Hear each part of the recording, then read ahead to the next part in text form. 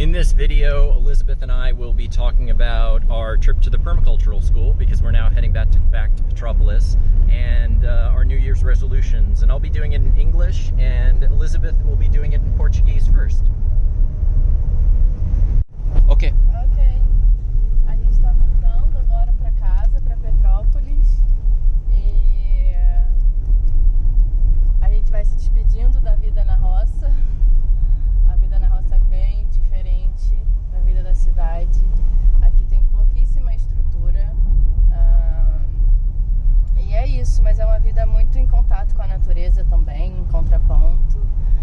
A gente está levando ótimas lembrancinhas, ótimas comidas gostosas. Esse brinco aqui também, que é do Raul, que ele faz com designer de madeira aqui da região.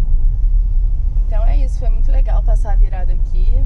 Tava uma lua cheia linda, uma energia incrível, uma fogueira. A gente não fez vídeo desse momento, mas a gente aproveitou bastante. Então é isso. Feliz ano novo pra gente, que 2021 seja um ano de muitas realizações. É isso. Um beijo. So we're now heading back to Petropolis from the permacultural school. We had a wonderful time here. It was both a mixture of beauty and a mixture of a feeling of poverty to some degree. So the permacultural school hasn't had anyone come to it for permacultural lessons for an entire year, right? Because of this COVID thing. So the COVID thing has been impacting people around the world, and particularly people, without a lot of money have been impacted. And, I think we see that as we're traveling. But that said, the permacultural school is both beautiful and has wonderful people there. As Elizabeth said, the food was fantastic. I didn't eat a whole lot of it because it wasn't typically the food that I eat, but it looked fantastic, and what I did eat was absolutely amazing. So the permacultural school's out in nature with gorgeous mountains around and waterfalls that you can see from a distance, but also waterfalls that we were able to swim in. We saw a beautiful toad on our way, beautiful frog on our way to the waterfall. We had a wonderful New Year's with a fire, and the sky was just gorgeous. It felt like the sky was breathing to us, or at least to me it felt like it was breathing a bit. With a full moon. So at the permacultural school, it wasn't really classes that we were taking. It was more meditation and communal gatherings and doing things together and doing different activities together, hiking out in nature. Yeah, we had a wonderful time, intermixed with the village that we were in, where the people seem to be content, yet they also live with lower amenities. The only shop in town essentially sells entertainment food and pork, even though there's pasture land all around here and there are cows all around here. And of course, most of the people living here also have their own gardens and have access to cheese and have access to fresh milk and honey. They don't have access to a lot of other vegetables or fruits. The primary fruits we saw was one type of citrus fruit and bananas, so there's not much going there. Yeah, most of the food in that small store was either entertainment food, candy and such, or pork. Really, it was just different kinds of pork, and they don't have necessarily access. They don't necessarily have access to the meat that is all over the place here. And the closest actual town or city that's larger than the village that we were in is about an hour's drive via this type of dirt road.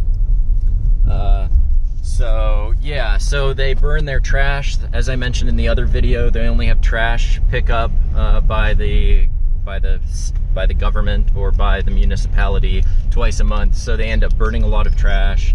The streets are fairly clean. The people are beautiful. I felt very safe there. I felt safe parking the car. Yeah, the people are extraordinarily friendly. The amenities in the house, I showed you the house. That's kind of, a lot of people around the world live like that, and that's why we need to create a different societal model that includes everyone and raises everyone up to the highest standard of living for all. And we can do that because I think the Auravana standards provide a unified model for living in fulfillment together so that we all are capable of achieving our highest potential. So Elizabeth and I have put together a long, and it is long, I'd say, a long to-do list for this new year. Sort of a New Year's resolution, but it's not one resolution. It's just an extraordinarily long to-do list, and it encompasses both Auravana and our life together. So I'll start with some of the first things that we would like to do with Auravana. One of the things the Auravana project is missing, and a lot of projects that have to do with our direction are missing, are its integration into the political environment as it presently exists, and the transition from the current political environment to the sort of to the type of society that the Auravana standards actually envision. Oi, bom dia, Bom dia. And so we plan on putting together several documents relating to that sort of element that is currently missing from the Auravana standards. So the first is the Auravana documentation, as you've probably seen, or if you eventually do go onto the Auravana project website and look it up, is very complex and technical. It's like they're socio-technical standards that include the reasoning and concept of operation of a community-type society.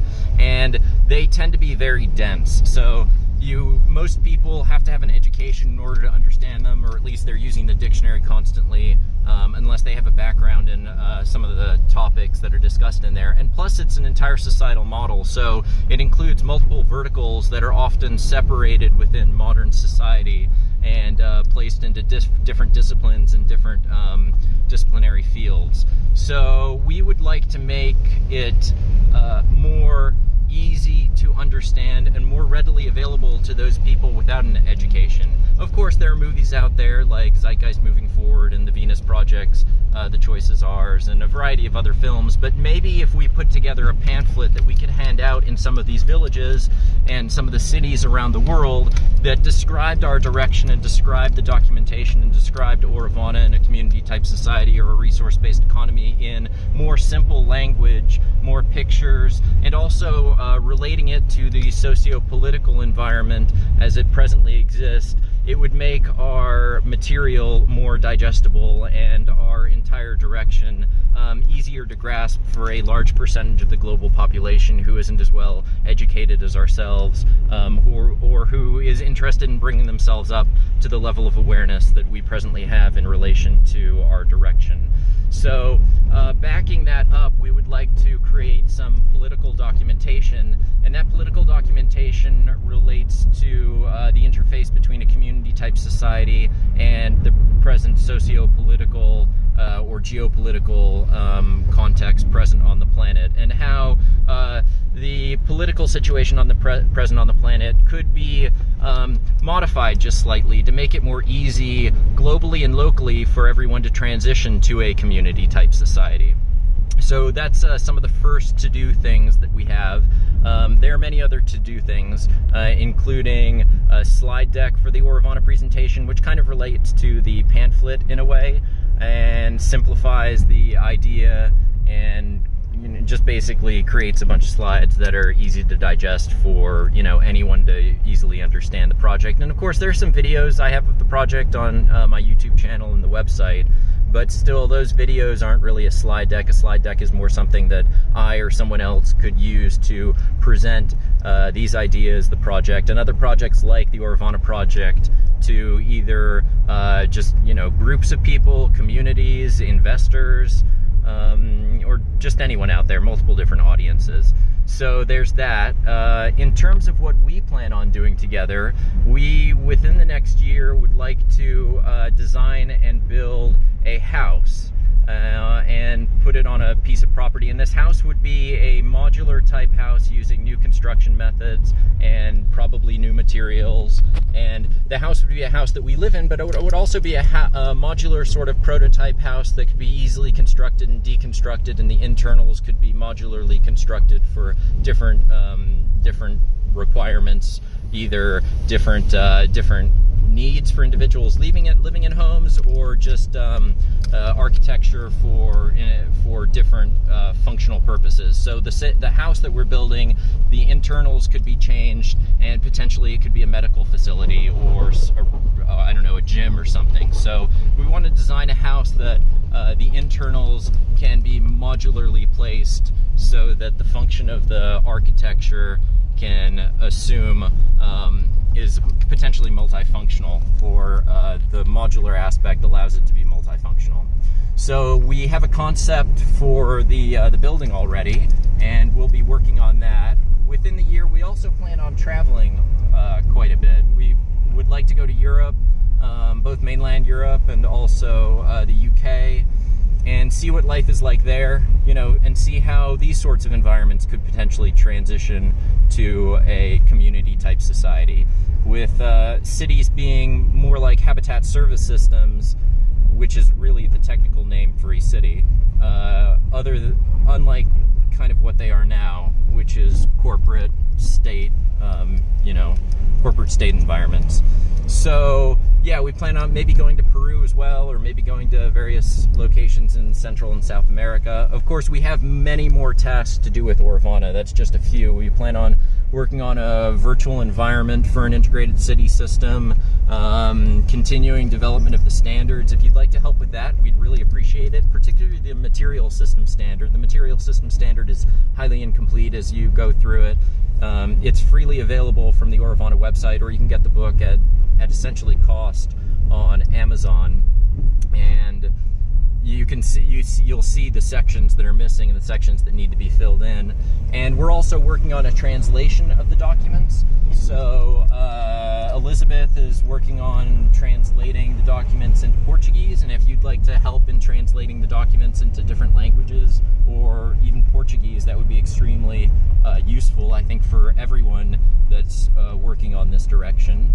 And yeah, I mean, my goal with this channel is to help create healthier, happier people that are more capable of living in and creating community. And I think that's what we plan on doing over the next year. So if we did have a single New Year's resolution, it would be to evolve the standards, evolve ourselves, and help share the idea of community as a type of society globally.